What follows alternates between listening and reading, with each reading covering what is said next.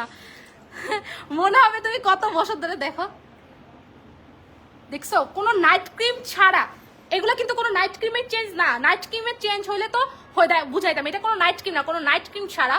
দেখো এই যে এই কোনুইতে আছে, কোনো নাইট ক্রিম ছাড়া। দেখো যেইটুকু লাগাবে সেইটুকুই ফর্সা হয়ে যাবে, এরকম একটা অবস্থা। আপু আফ্রিকান ক্রিমের কম্বোটা আপু পেয়ে যান, দেন।